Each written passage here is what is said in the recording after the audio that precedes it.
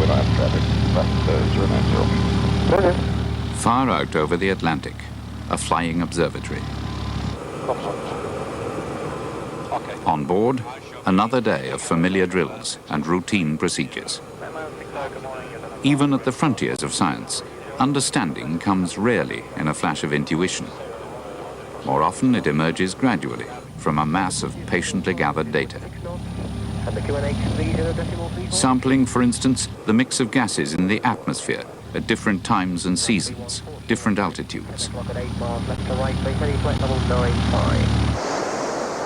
Or monitoring the flux of life in the oceans, the movement of its hidden currents in relation to the changing temperature of its surface waters.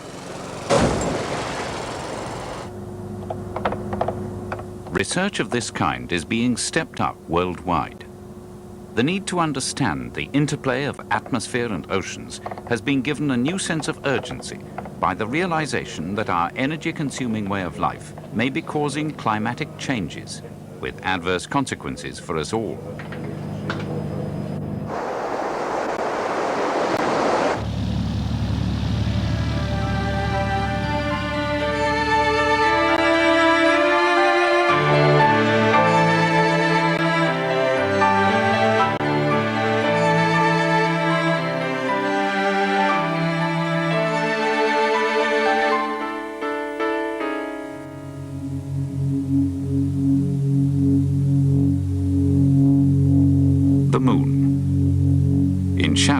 Surface temperature drops to minus 150 degrees Celsius. In sunlight, it rises to over 100. Virtually at the same distance from the sun, temperatures on Earth are much less extreme, and we owe this life-giving fact to its atmosphere, in particular to the presence of the so-called greenhouse gases.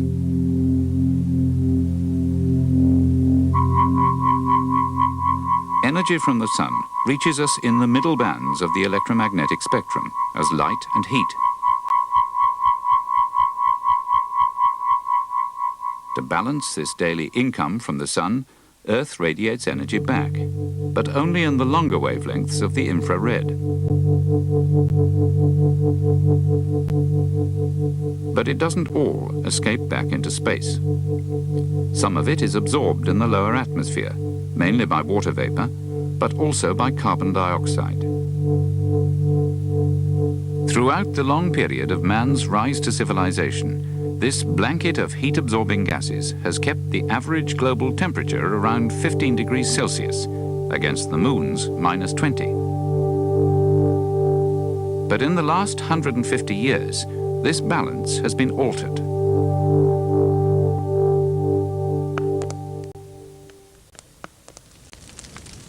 Burn any organic matter, and its content of carbon combines with oxygen. Burning a cubic meter of natural gas produces roughly 2 kilograms of carbon dioxide. A liter of gasoline, 2.5 kilos.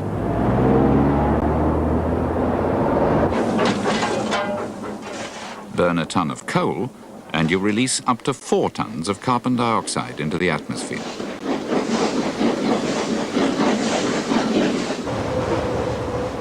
Since 1850, the consumption of these fossil fuels has increased 100-fold.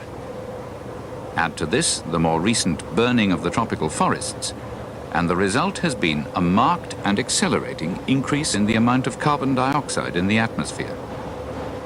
What's more, there's been an even sharper increase in other, even more potent greenhouse gases, which absorb energy at different wavelengths, retaining even more heat in the atmosphere.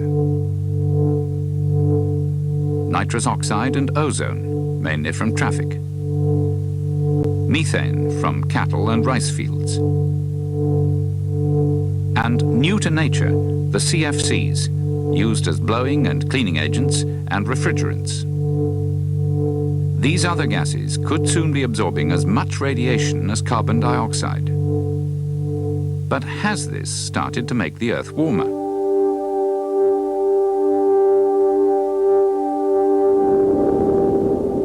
Weather is hard to predict. but records of its past behavior go back a long way. Fertile ground for the revealing eye of the computer. This warming gradually spread to the rest of the Arctic by the 1930s and into the 1940s. And by 1941, the warming has spread across the Arctic and extensively covered most of North America. Region-by-region analysis of world temperature records shows a small but significant warming trend over the century, with a marked increase in the 1980s. It's beginning to spread down to the tropics as well. Yes, and it's not just over land areas, it's over ocean areas in the Indian Ocean and the Pacific Ocean. Reduced to global averages, it shows a rise of just 0.5 degree Celsius. This could be due to some natural climatic change, but it does accord with computer models based on the known atmospheric processes and predicted buildup of the greenhouse gases. These models contain many uncertainties, but they forecast that by 2050, global mean temperature could have increased by at least 1.5 degrees, possibly near 4. Snow melt there. This may not sound much, but what the computer modelers are looking at is the possibility of change at a rate faster than at any time since the end of the Ice Age. I think particularly over the ocean here, over the North Pacific. Change too fast, perhaps, for life to adapt without severe dislocation. These mid-latitude regions in the southern hemisphere. What they foresee is not a steady and even warming overall, but alterations to the familiar patterns of climate and the increasing frequency of abnormal weather.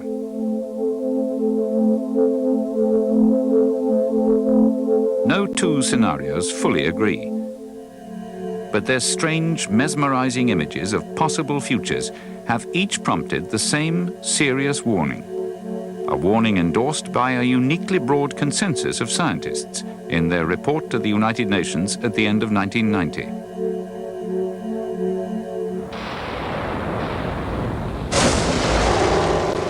By that time, early predictions that rapid melting of the polar ice caps would inundate coastlines and drown major ports and cities had given way to a less apocalyptic vision. Instead, a slow rise of 1 meter or so over the coming century. But even this could be disastrous. Tropical islands, barely afloat even now. First made uninhabitable, and then obliterated beneath the waves.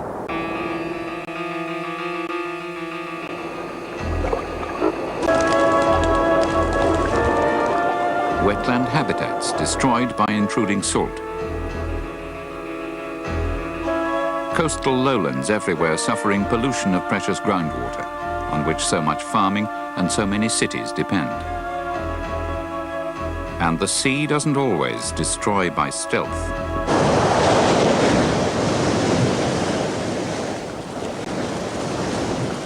The coincidence of high tides and severe storms that broached the defences of Holland in 1953 was a freak event. But it's thought that warmer seas could make such destructive surges more frequent and even more ferocious.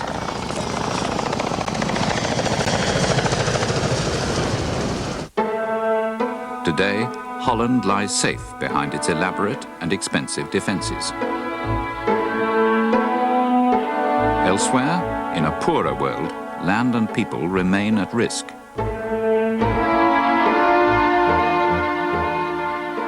Bangladesh is no stranger to disaster.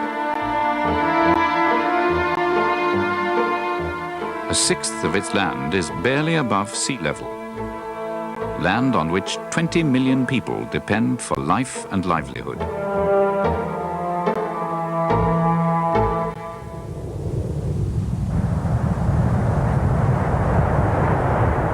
If the weather machine were to be wound up to such new levels of energy, no country would remain unaffected. A high priority for the climate change modelers' attention has been the future distribution of rainfall and the impact of global warming on agriculture.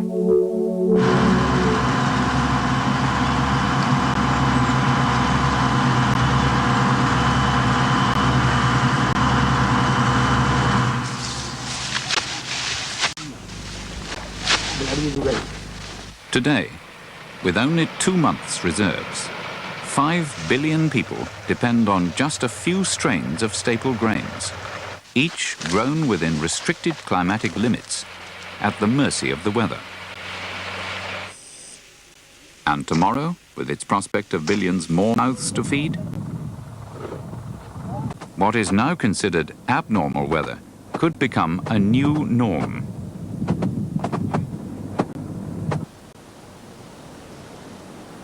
We have seen the consequences in our own time, but mostly at farming's outer margins.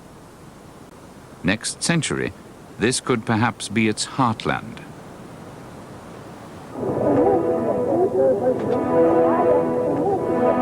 In a crowded world, subject to such adverse shifts of climate, who would take care of such greenhouse refugees?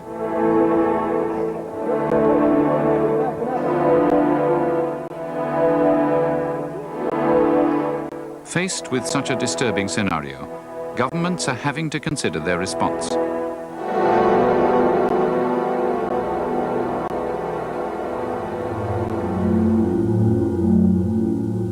Global warming is not yet certain, but many think that to wait for final proof would be irresponsible. Action now is seen as the only safe insurance. But what should that action be? Down there, in the real world of the here and now, 1 billion people are intent on maintaining their high standard of living. 4 billion more trying hard to catch up with them. Till now, the dynamic of rising material standards has been coupled to an ever-increasing consumption of carbon-based energy.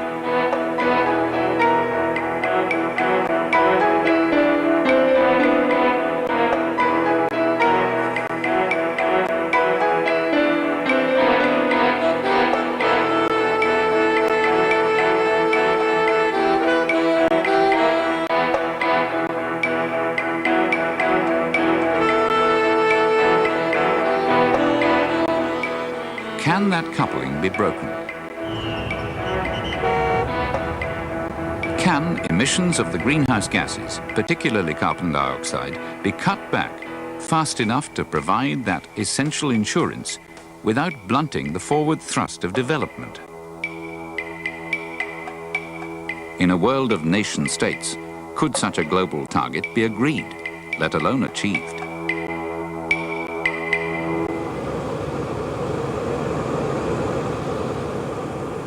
Flying high over the poles, scientists regularly monitor the strength of the Earth's protective layer of ozone. The discovery that man-made gases used in industry were destroying this vital shield brought an unusually swift political response. But the international agreement to phase out the use of these CFC gases was signed in the knowledge that safer substitutes could be developed. To reduce emissions of carbon dioxide is a far greater challenge. Even if a common target could be agreed, each nation would have to decide how best to meet it, which of the available options to choose. Advocates of nuclear power see the chance to revive its flagging fortunes, a clean form of power to replace fossil fuels. They point to new designs of reactor considered inherently safe and so cheaper to build and simpler to operate.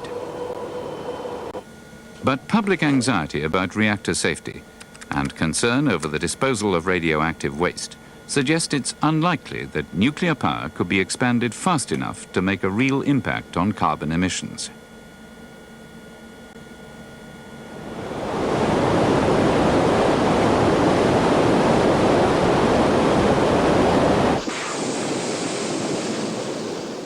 Water and natural steam have been generating electricity for close on a century. But there is limited scope for further large-scale projects.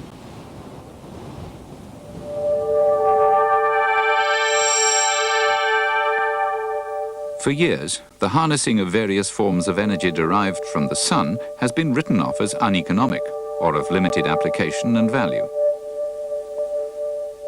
But new technologies and courageous investment have brought a change of perception. In California, solar heat has been successfully harnessed to provide electricity on a commercial scale. So has the power of wind.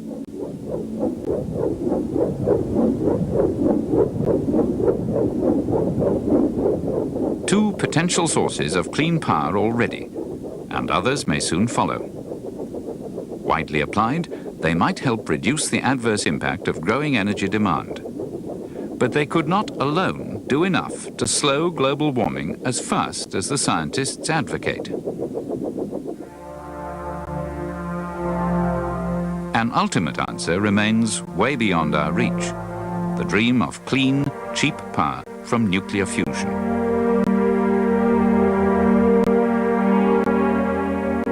Technology apart, the costs of slowing global warming are potentially enormous.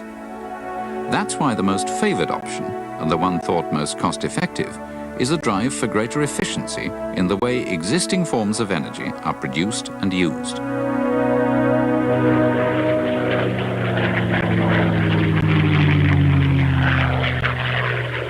From the air, the principal target can be made clearly visible. Waste heat, revealed as reds and yellows by infrared photography. Over half the energy we consume is never put to useful work.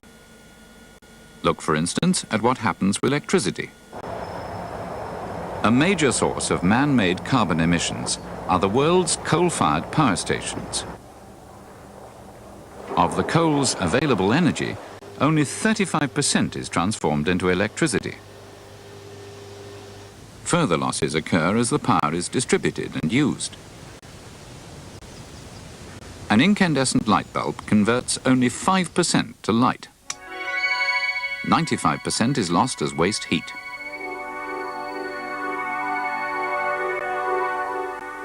Less energy wasted would mean less energy needed, less carbon dioxide, and the added benefit of saving precious resources of fuel.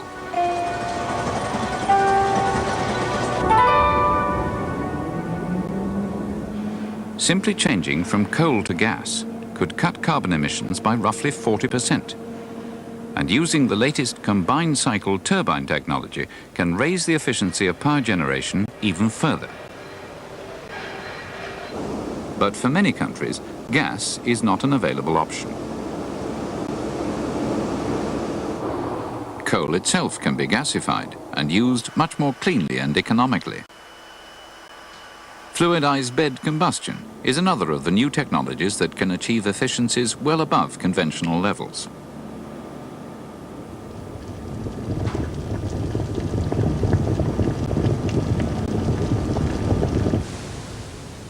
Whatever fuel they use, power stations cannot avoid producing surplus heat, but it need not go to waste.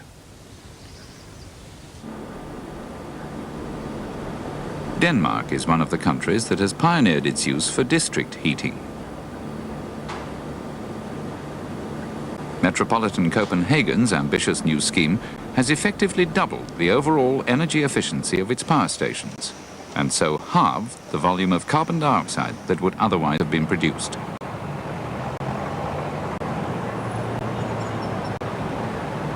The principle of combined heat and power can be applied in a variety of ways. It can even provide steam and hot water for an individual building or factory process.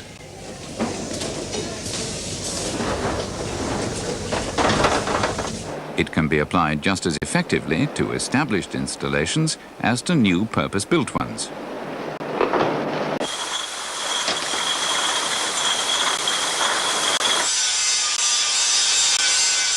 Within the time frame set for the stabilization of carbon dioxide emissions, many existing installations will come due for renewal, a chance to upgrade performance by up to 50%.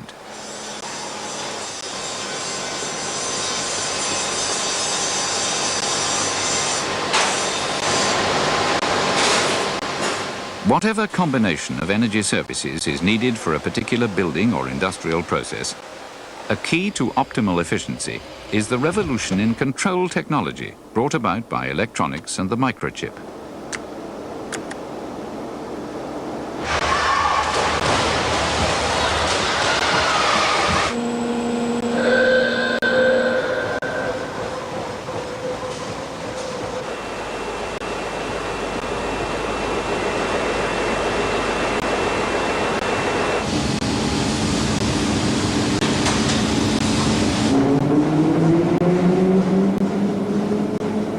What's more, the high levels of energy efficiency that can now be reached in large-scale installations can also be achieved on the much smaller scale of private housing. These low-energy houses are built to show what can be achieved. They look perfectly conventional, an important point in their favor. Whether for heating or air conditioning, the same equipment and controls can equally well be used to upgrade older houses, older blocks of flats. To combat global warming does not mean scrapping an entire way of life, but it does mean changing public perceptions and attitudes to its extravagancies. If everyone switched to the new low-energy lights, cities the size of New York, Moscow or Bombay could each cut over 1 million tons of carbon dioxide emissions every year.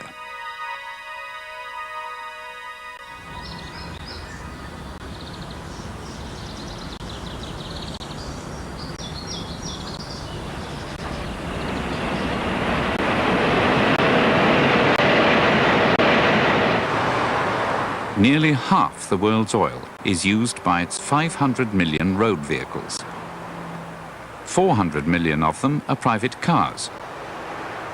And every year, each of them produces on average 4 times its own weight in carbon dioxide.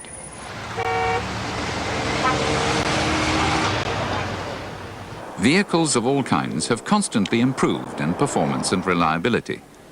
But the internal combustion engine has remained only some 20% energy efficient. What might the future bring? Inventive genius has already taken the solar cell across Australia at 70 miles an hour. But this is unlikely to be the way forward. Today, the average car may still travel less than 10 kilometers on a litre of gasoline. But it could go 3 times as far.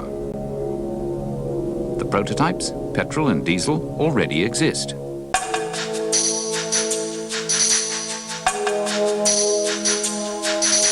What are the chances of even a majority of cars performing to such a standard in 15 or even 20 years' time? Behind the question lies the crux of the whole issue. To combat the threat of global warming will take more than a set of technological fixes. What would induce consumers to insist on and pay for the speed of change necessary to make an impact on the problem? What carrots, what sticks might governments employ to stimulate their economies in the right direction? Advocates of intervention can point to certain precedents. In a number of countries, the switch to unleaded petrol has been encouraged by tax concessions. Taxation can work both ways. Already there's talk of a carbon tax, on the principle of heaviest polluter pays most. But how to achieve fair compliance across national borders? There are encouraging signs here too. The European Community, for instance, has agreed to radical new pollution control standards, applicable to all new cars from 1993.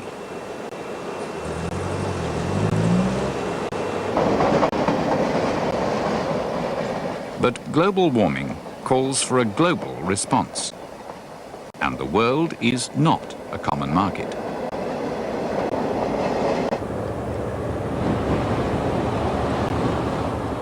In Eastern Europe, decades of bureaucratic incompetence and neglect have left a legacy of outworn, outmoded industry and a blighted environment.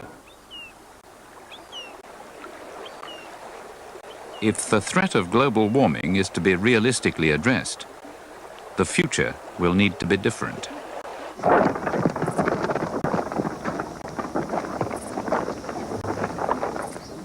Others are coming from even further behind and face even greater problems.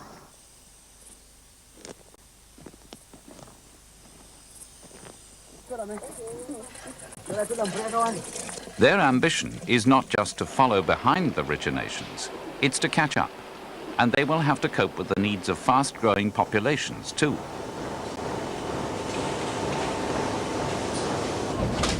As they transform themselves into urban, industrialized economies, their share of world energy demand is bound to grow ever more rapidly. What then? How could these countries continue to advance but leapfrog the energy-intensive phase of development by which other nations prospered before its adverse consequences came to light?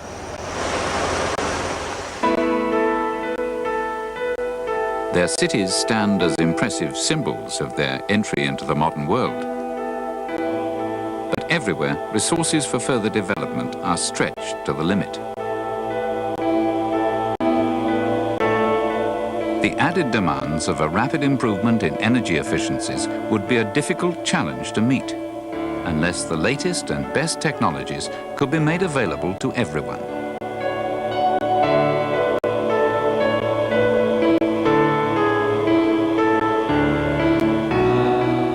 Whether or not the threat of global warming proves as grave as the scientists predict, is it too much to hope that it might act as the stimulus, the catalyst, to a new era of technical and economic cooperation? Our numbers are many and infinitely diverse, but the problems and dilemmas of climatic change concern us all.